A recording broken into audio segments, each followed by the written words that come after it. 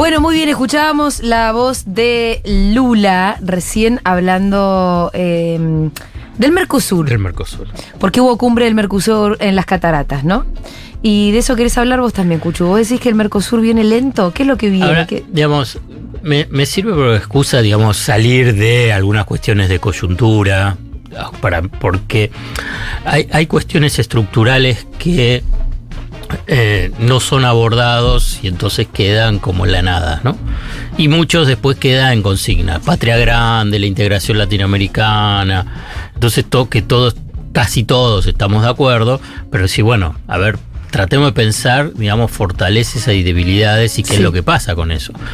Y también me sirve como disparador, que es un poco en broma, no para avanzar mucho sobre el tema, que viste cuando habló Juan Grabois, vinculado con que le gusta cómo yo pienso en economía y toda esa historia, habló que hay una diferencia vinculado con el tema de la moneda única, que él piensa que sí puede haber una moneda única ahora y que yo planteaba que no.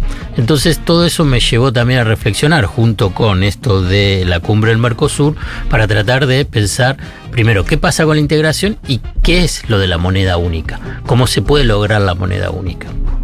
Porque para hacernos una idea, sería como un euro de la región. Exacto. Y está muy bueno que menciones lo del euro porque quiero hacer ese paralelismo y esa referencia de la Unión Europea con el Mercosur o América Latina, ¿no? ¿Cómo nace el euro? Digamos, el euro recién en 1999. Pero la Unión Europea comienza cuando las dos potencias en Europa, que además estuvieron en guerra, Primera Guerra Mundial y Segunda Guerra Mundial, dijeron, basta de guerra. ¿Quién fue? Alemania y Francia. Dijeron, primero es un acuerdo económico entre ellos, era el acuerdo del carbón y el acero, ¿no? Entonces, a partir de ahí, ese fue la semilla de lo que después se convirtió, pasados los años, la Unión Europea integrando a otros países europeos para llegar recién en el 99 a la moneda única. O sea que fue un proceso de integración que podemos decir para llegar hasta la moneda única, más o menos 50 años. 50 años, es una barbaridad de tiempo. Y ahora vamos a ver hace cuánto que tenemos la integración de Argentina a Brasil. ¿Cuánto?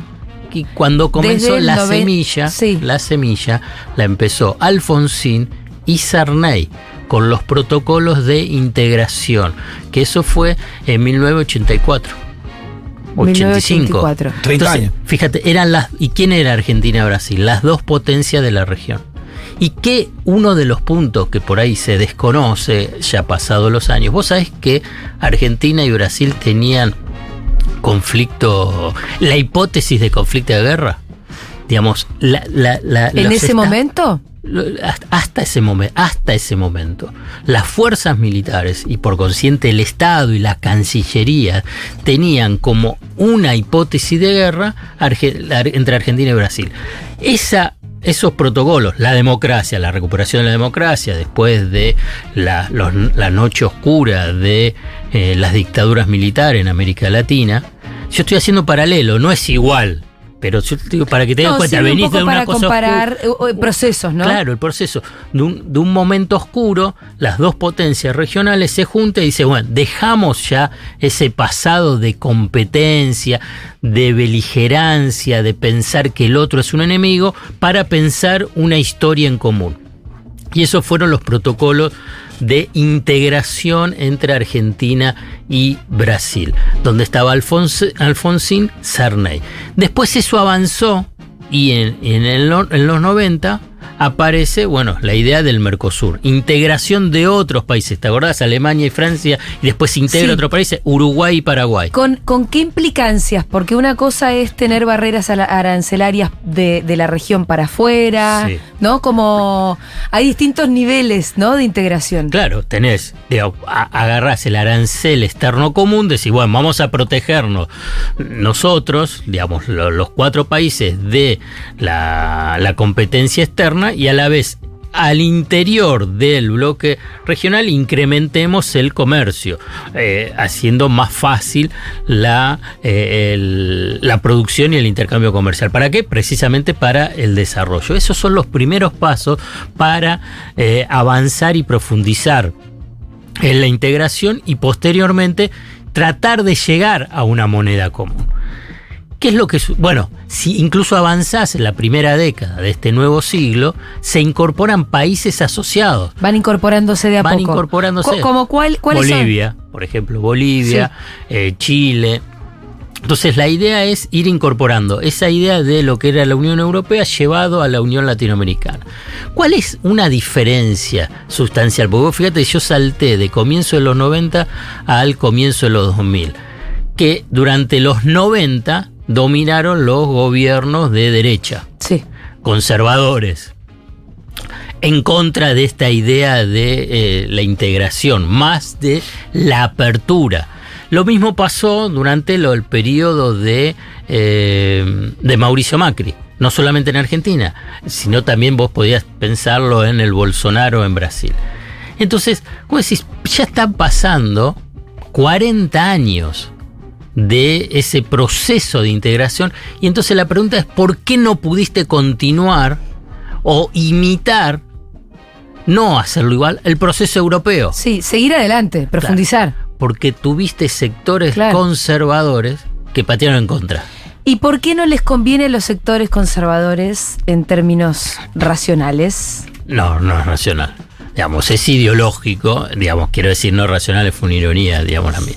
Es racional en sus lógicas de pensamiento de región subordinada. Cuando vos estás subordinado y pensás que sos una clase dominante subordinada a la de los países desarrollados, bueno, no pensás un desarrollo autónomo, no pensás que te podés desarrollar sin estar dependiente de... Y como te sentís subordinado y además actuás como subordinado, bueno, dice, ¿para qué vamos a integrarnos? Nosotros tenemos que abrirnos a los capitales y por eso avanzan siempre, quieren avanzar con el acuerdo Mercosur-Unión Europea. Pero vos fíjate, la Unión Europea se sienta en la mesa de negociación y ¿qué es lo que dice? Para hacerlo de una forma sencilla, Mercosur. Bueno, abran su mercado a los productos agropecuarios. Y los de la Unión Europea lo miran 1 año, 2 años y no lo abren y no lo van a abrir. ¿Por qué? Porque ahí está Francia fundamentalmente y dice no lo vamos a abrir. ¿Por qué lo vamos a abrir? Vamos a perjudicarnos. Y los otros, en última instancia, pueden estar en disidencia, pero lo terminan respetando y no le destruyen, digamos, porque piensan precisamente en ese desarrollo interno propio. Y entonces ellos llegan a la moneda común precisamente por coordinación, confianza y continuidad en ese proceso de integración. En cambio, en América Latina no. Pero para llegar a ese momento de la moneda única, está todo ese proceso que yo te mencioné, pero después lo que es una cuestión básica, ¿qué es una moneda? Y a partir de ahí, la necesidad de una coordinación de las políticas macroeconómicas. Y claro. Porque si no, es que la además, moneda... tener una sola moneda es casi tener un solo ministro de Economía en un punto. O sea, no tan así, claro, pero sí. Entonces vos un banco central por lo menos. Por eso sí, un banco central solo. Está el Banco Central Europeo, pero cada uno de los países tiene sus propios bancos centrales. Pero lo domina el Banco Central Europeo.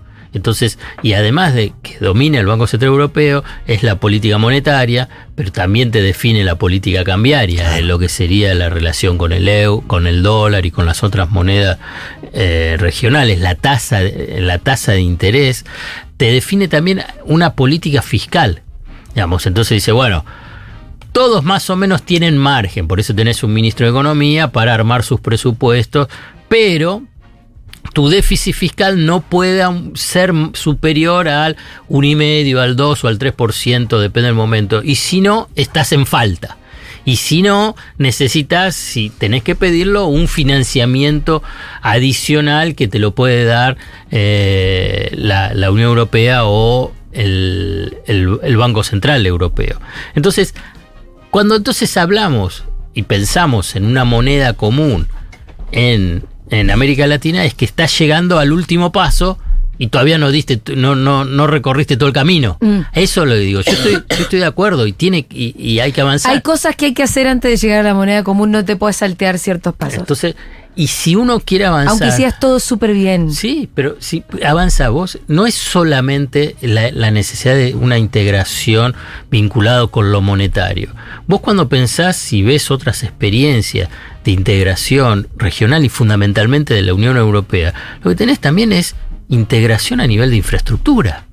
Una cuestión de infraestructura básica. Vos, está bien, Europa tiene una dimensión que es más chica que si pensás en toda Latinoamérica, pero eso no significa que no tengas trenes, por ejemplo. Viste que cuando todos los que van a Europa dicen, el tema de los trenes, cómo vas desde Portugal hasta Alemania y podés ir con todos los... Bueno, acá quiero ir a Colombia en tren. Está bien, está bien, digo, la extensión es más del doble por ahí. Pero no existe. No, entonces, tiene que ver obviamente con políticas públicas de integración. Claro, carretera. Sí. O si vamos... Los impuestos a los vuelos entre los países del Mercosur y todas esas cuestiones. O vamos a una cuestión bien de coyuntura que está vinculado con la posición que tiene Uruguay, ¿no? Que la posición de Uruguay es hay que abrirse, hay que abrir, hay que hacer acuerdos comerciales bilaterales. Vos fíjate, es una... ¿Y quién es el presidente de Uruguay? La Calle Pou, digamos, conservador, para decirlo de derecha. Entonces, ¿qué es lo que dice? No, hagamos los acuerdos bilaterales. Uruguay con China. Digamos, ¿Qué de conserva? ¿Qué es el acuerdo bilateral? ¿Qué de subordinado? Claro, ¿Y qué de colonizado? Pero eso es lo de la subordinación. Porque ¿cómo vas a negociar con China? No. Ya solamente el bloque Latinoamérica con China, estás en una posición desigual. Sí. Entonces, imagínate Uruguay con China. No, es decolonizado total. Bueno, entonces ese ejemplo te sirve para tratar de pensar ese proceso. Cuando vos tenés una dirigencia política, empresarial, social, que además eso se traslada a parte de la sociedad, bueno, pasás a estar subordinado. Entonces Uruguay, que plantea eso y además obviamente vuelve en estos últimos 20 años, cada vez que hay reunión del Mercosur, el tema Venezuela. Bueno, va. ¡Qué pesado! ¡Pueden soltar! Claro. ¡Soltar! No, porque aparte siguen y los otros siguen ganando elecciones dentro de su país. Y esto sigue con Maduro. No quiero entrar en la discusión con Venezuela, porque también yo soy algo crítico del proceso venezolano en alguna. Sí, lo que pasa pero no que me importa, eso es lo que quiero decir. El sacar el tema Venezuela está en función de otra cosa, no porque a nadie le importe de verdad lo que pasa en Venezuela. Bueno, por eso. No, está en función. Y entonces, ¿cómo podés armar la integración y llegar a la moneda común? Y entonces Uruguay trae el tema Venezuela. Es decir, de nuevo acá, en esta última reunión que fue en Iguazú de los presidentes, que se hace mucho que no estaban todos los presidentes. ¿Y para qué? ¿Qué dijo? No, bueno, viste, porque está esta candidata de la oposición, Machado, me parece que es el apellido Machado, el nombre no me acuerdo. ¿Para Guaidó qué pasó? No, Guaidó. ¿Cómo se comieron la curva lo que lo reconocieron como presidente? Vamos. Machado es una candidata de la oposición que la proscribieron o no sé, le inhabilitaron por 15 años y no puede ser candidata en la interna que hace Venezuela. Pero además de Venezuela, ¿interna? Sí, hay una interna de la oposición. Ok. De la oposición. Uruguay tiene un problema, que no tiene agua, Montevideo. No tenés agua, la Calle Pou. Y te vas a poner a discutir con China. Pero entonces, ¿cómo puede ser que vos tengas un país del Mercosur, que estamos hace 40 años en un proceso de integración, y tengas problemas de infraestructura, como que no te puedas quedar sin agua potable en tu capital? Sí. No es solamente un efecto climatológico que te afecta a la sequía. Es una sequía, obviamente, en un contexto político de desinversión. Claro, porque tenés agua al alcance. Pero necesitas obras de infraestructura. Claro, para que no tenés la infraestructura, el agua está, no es que... Esa obra de infraestructura es que es una cuestión central cuando querés pensar, digamos, la integración latinoamericana. No solamente pensando en Uruguay, porque también tenés las inversiones en infraestructura, el tema energético. ¿No? Tenés inversión en infraestructura a nivel de transporte, como te dije, de trenes, de carreteras, aéreos. Tenés un montón de aspectos que hacen a la integración que quedan desplazados. Venezuela. Digo, bueno, basta. Digamos, eso es lo que estoy diciendo a nivel. Sí, ¿por qué América Latina no puede llegar a la moneda común, que sería ese hito importante de integración? Porque hay sectores fuertes en cada uno de los países que te siguen hablando de Venezuela. Es un ejemplo, digamos, es para ponerlo como símbolo. Sí, no pero es que siempre es un símbolo. Entonces, es un símbolo. Entonces, ¿qué es lo que puedes hablar? ¿Qué es lo que se pueden reunir si no pueden hacer una superación en términos de calidad de reflexión sobre? Porque eso los beneficia también políticamente. Si querés decir, bueno, políticamente te puede beneficiar si vos tenés obras de infraestructura, si a la vez podés armar una estructura financiera regional, digamos, un banco regional, un banco como fue la idea del Banco del Sur, ¿no? Durante la década de los gobiernos progresistas estaba el Banco del Sur. Entonces vos podés armar una estructura financiera regional, incluso un fondo de reservas. Todos tienen reserva, bueno, el que tiene algún problema, bueno, se van compensando. ¿Y ese Banco del Sur cuál sería la moneda? Porque sería un despropósito que fuera el dólar. Claro, pero vos en ese momento era juntar dólares. Lo que pasa es que te cambió en los últimos 10, 15 años, cambió un poco el escenario. Pero hoy podría ser otra moneda. Si agarrás, podés poner todas las monedas que quieras. Digamos, el yuan, el euro, el dólar. Pero vos armás una estructura financiera regional que compite, que te saca del escenario la estructura financiera internacional actual, que ¿quién la domina? El FMI. Claro. ¿Y quién es el FMI? De Estados Unidos. Bueno, entonces, vos ahí, y lo que estoy diciendo no es algo nuevo, porque Asia lo hace. Ajá. Entonces, también, no es que. ¿Y por qué no podés? Alrededor de China. Alrededor de China, no, bueno, y en su momento también alrededor de Japón. Entonces vos tenés ahí, se llama ASEAN. El banco de ellos. Como el Mercosur, la agrupación de países. La agrupación de países. Y tienen también un banco asiático. Entonces, vos, que es de países, de varios países, ¿no? Que obviamente China cada vez tiene más relevancia, más peso. Bueno, ¿por qué acá no lo podés hacer en América Latina? Bueno, vuelvo a decir. Por nuestras élites pedorras que nunca terminan de entender que tienen que de poner los ojos para adentro, ¿no? Y de no sentirse subordinados. Está bueno que tener a Julia que lo dice de una forma más nacional y popular. Lo que pasa es que a mí el tema de nuestra élite me parece tan pedorra que no encuentro otros calificativos más elegantes. Pero no es solamente de Argentina. No es solamente la Argentina. Sí, pero pero peores son los sargentos. Como no sé.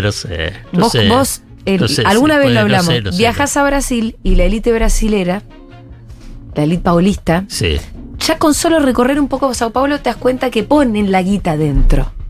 Sí. Hay inversión adentro.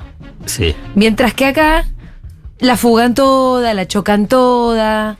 Yo lo que puedo pensar de la élite brasileña es que hace cagadas, pero rápidamente se da cuenta que las hizo. Por ejemplo, Bolsonaro dice, bueno, no lo quiero al Lula. Y no digo que bueno, sea una élite bárbara, pero sí te das cuenta que es una élite que la pone un poco más. Sí. Para adentro. Un poquito más. Que mira un poco más a los intereses nacionales. Sí. Que nuestra élite, que es, creo que el principal problema de los intereses nacionales es la élite argentina. Sí. Sí, es un problema. Algo para mí que, por ejemplo, el nudo, ¿viste? Sí, el gran nudo. El gran nudo. Tengo que hacer otro libro para decir que no es el nudo el conurbano. No es los pobres, los peronistas y. El nudo es la élite. Claro. Digo porque es el libro de Pagni. Sí, ya sé que vos lo tenés entre ceja y ceja, que siempre que tratás. Fíjate lee hoy la nota que. No lo leí hoy a Pagni. Se dedica digamos, hace larguísima nota. ¿Cuándo cambias de tema? Massa y vudú. pero vea vos. Mira. Massa y Vudú. Hace todo el recorrido. ¿Y qué dice? ¿Que es lo mismo que te decía yo, que no te gustó que dijera? No, es que más o menos dice, pero no tan peleado. Pero él da a entender como que no, que más o menos mantuvieron una cierta amistad. Sí, siempre. pero que después puede ser que el periodo donde Massa rompe con Cristina, en realidad es como que Massa siente que Vudú, bueno, y Vudú también, que siguieron caminos diferentes, sí, ¿no? Que lo hicieron. Sí, lo hicieron, sí. Sí, igual, ¿cómo les hace ruido Massa a estos muchachos? Pero le rompió todo el esquema. Te das cuenta, están desorientados, ¿viste? Les hace mucho ruido Massa todo el tiempo. Pero ¿por qué cómo llega vos acá? No, porque porque Pagni se pone a hablar de la relación. Del nudo. Claro. El nudo que para Pagni llega una edad que hay que recordar algunas cosas. Sí. Digamos, y acá y el nudo estamos diciendo que son las élites. Sí, son las élites. Es el problema, viste, que siempre también dicen los últimos 70 años el problema es el peronismo. La verdad que el problema de los últimos 70, 80 años son las élites. Está bueno lo que planteas porque justo... Hay que desarrollarlo a eso, Alfredo. No, porque fíjate que Horacio Rodríguez Larreta, uno de las tantas cosas que está diciendo, viste que es el boxeador una de que las le tantas galzadas que llenando la cara de dedos. Y empieza a tirar piña para todos lados. Para el aire. A mí me gusta el boxeo. Además, tira piñas así al vi uno la vez pasada. Bueno, no importa. Sí. Entonces, dijo que quiere volver a la Argentina de la primera mitad del siglo pasado. O sea que hasta el 45. Eso es lo que dijo, ¿no? Para resumir. Claro. ¿Qué quiere decir? Que no esté el peronismo. Claro. Y yo me causaba gracia porque... Y otras cositas más. No, pero yo avanzo, pensemos un poco esa Argentina que parió al peronismo. Y sí, va a volver a salirte otro. Entonces él dice, yo quiero volver al 45 para que no esté el peronismo, pero lo que hay que decirle es que precisamente esa Argentina es la que parió el peronismo, que es la de la búsqueda de la independencia económica, la de la protección social, la de los derechos laborales. Entonces, pero eso es el ejemplo claro de lo que vos estabas mencionando, Julia, el tema de las élites. ¿Qué es lo que pueden estar pensando? No es que puedan pensar algo superador.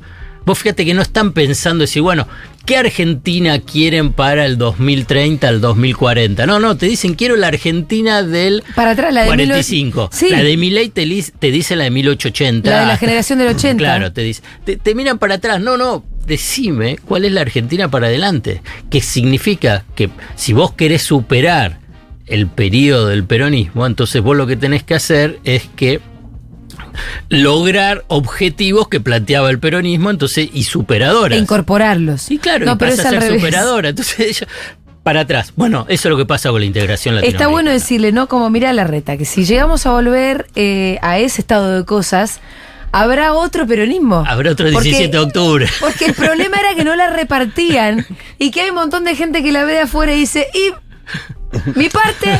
¿A mí cuánto me toca?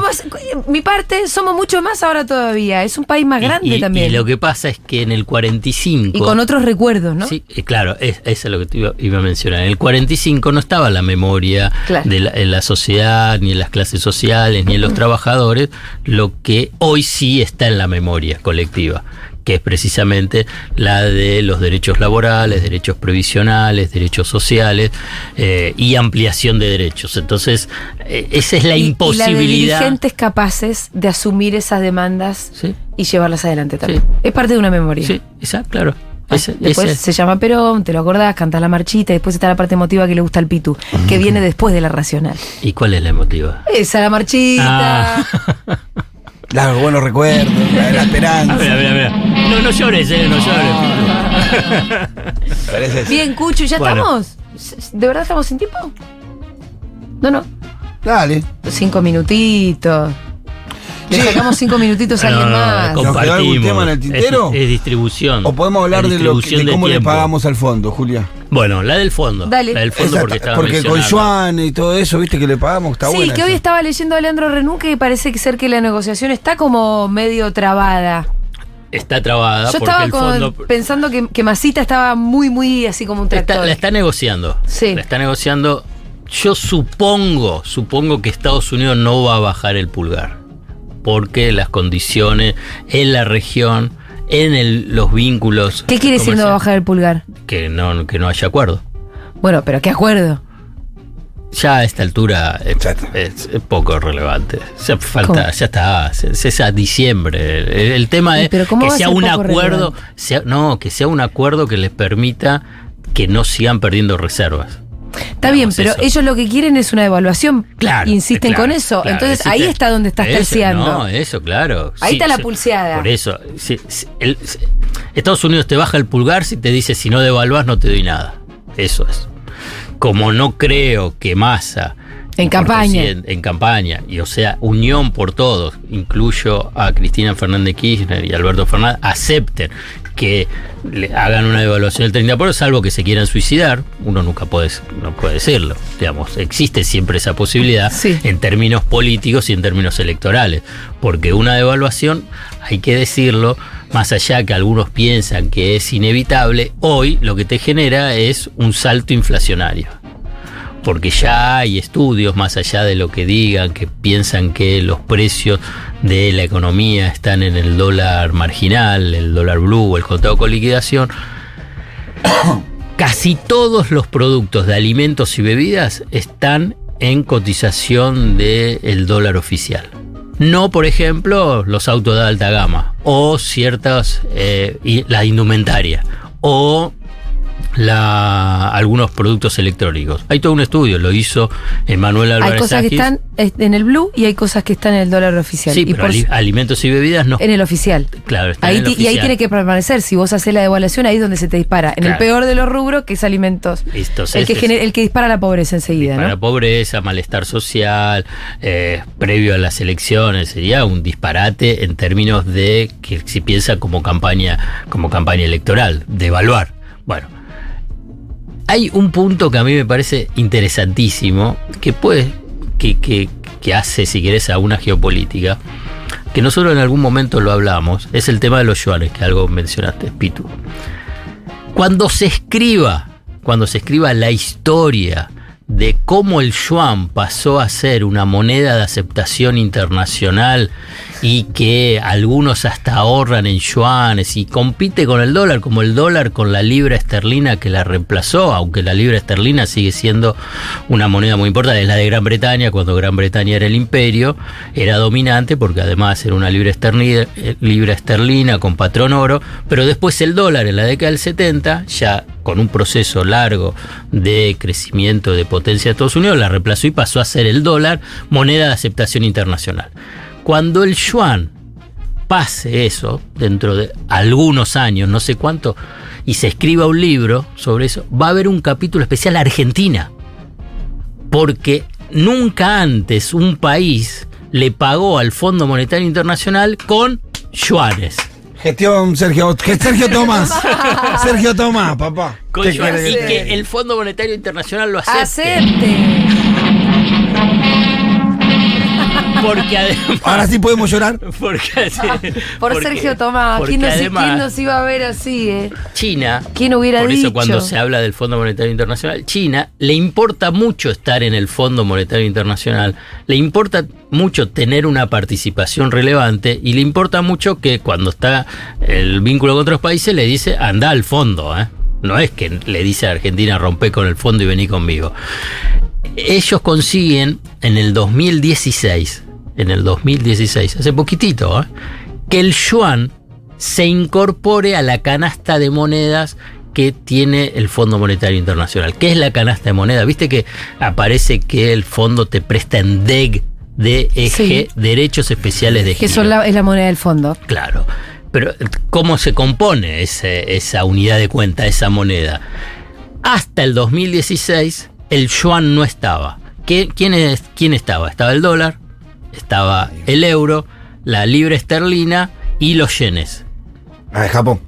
Sí, Japón. Ahora se sumó el yuan. El yuan en el 2016. 2016, fíjate, no es hace mucho, en términos es hace poquitito. Entonces, nunca se imaginaron en ese momento, cuando dejaron de entrar el yuan, que Argentina unos años después iba a pagar con yuanes, porque ahí está el claro, pero tardó mucho. China quería entrar, no lo dejaban, no le aumentaban.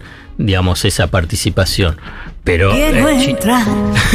China la estuvo peleando, más aún después de, si querés, un paso anterior fue la crisis del 2008-2009 a nivel internacional, cuando parecía que el sistema capitalista se derrumbaba, se caía, desaparecía el sistema financiero. Hoy vi un documental en HBO sobre eso, a la mañana temprano, está el pedo, mirá, así me quedé atrapado. Tremendo lo que pasó, cómo la decisión de salvar bancos o no. Te lo recomiendo, Julián. Es buena. Tremenda. Bueno, en ese momento China ya estaba en ese proceso que comenzó antes, pero en el 2000 todavía más, y ahí es que empieza a emerger con más presencia. Porque China no le pasó nada. Y aparte, además, estaba creciendo a lo que se llamaba tasa china, 8-9%, y tenías a Occidente que se estaba derrumbando.